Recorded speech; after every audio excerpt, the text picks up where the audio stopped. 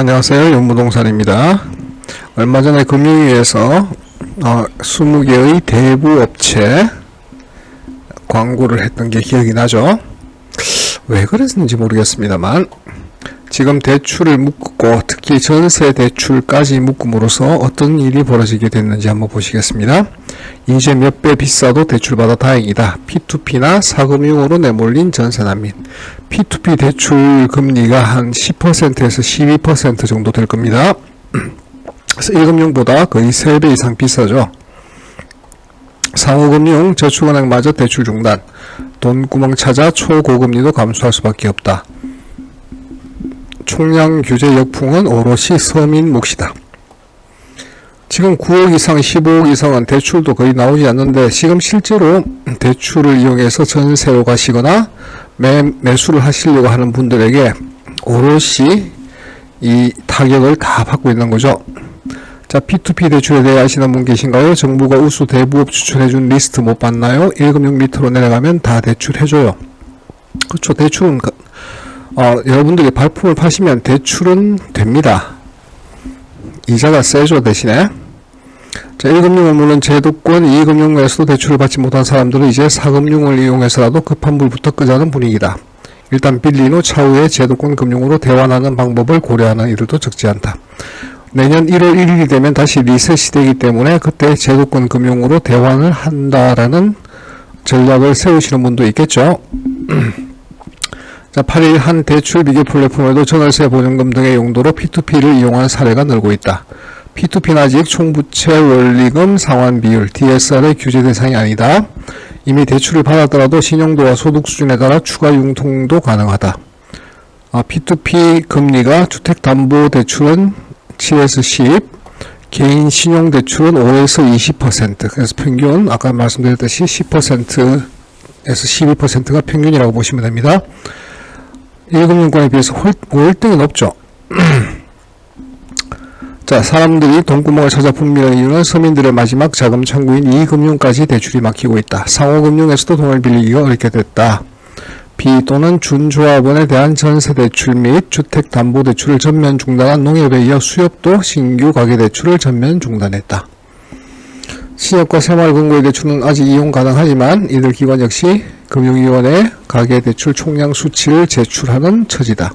그래서 보수적으로 운영해 한도 등에서 매우 제한적일 수밖에 없다. 자, 저축은행은 막힌 지가 오래입니다. 79개 저축은행 가운데 17곳이 금융당국의 연간 대출 총량 규제 목표치를 21.1%를 이미 초과했다. 상대적으로 낮은 금리로 1금융권을 찾은 고객들에게 크로스 영업을 펼치던 지주계열 저축은행, KB, 하나, 우리은행, 신한, NH 등도 포함됐다. 자, 이들 저축은행은 연간 목표치 총량을 관리하기 위해 햇살론, 사이돌 등 정책 대출을 제외한 일반 여신은 줄이고 있다. 자, 한 금융권 관계자는 금융사다리가 주거사다리로 이어지고 있는 상황. 주거사다리를 집어차고 이제는 금융사다리도 차버리는 상황인 겁니다. 자, 부동산 정책과 금융 정책의 역풍을 맞아 1금융에서 2, 3금융권으로 내려오는 이들이 많아지고 있다. 참 궁금한 건요, 왜 이럴까요? 가계부채가 위험할까요? 국가부채가 위험할까요?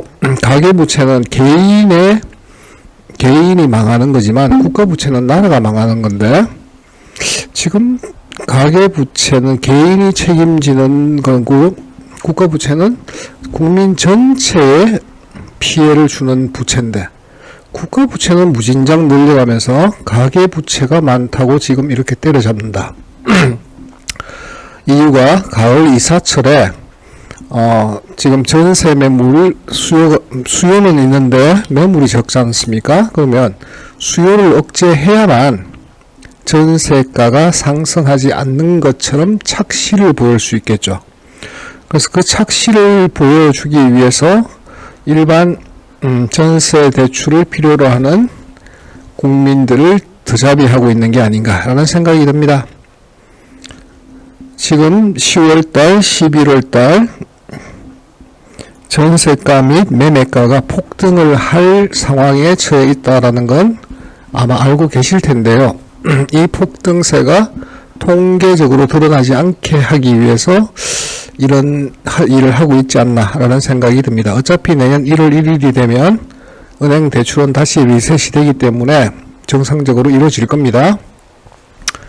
물론 이제 내년 총량 규제를 4%로 지정하고 있어서 내년에는 대출받기가 더 어려울 수도 있겠지만 하반기로 가면 어쨌든 1월 1일이면 정상적인 대출 거래는 가능할 텐데요. 지금 이 시기에 이런 일을 하는 이유는 그냥 통계적으로 전세 가격이 상승하지 않는다라는 통계 수치를 만들기 위한 행동이 아닌가라고 생각해 봅니다.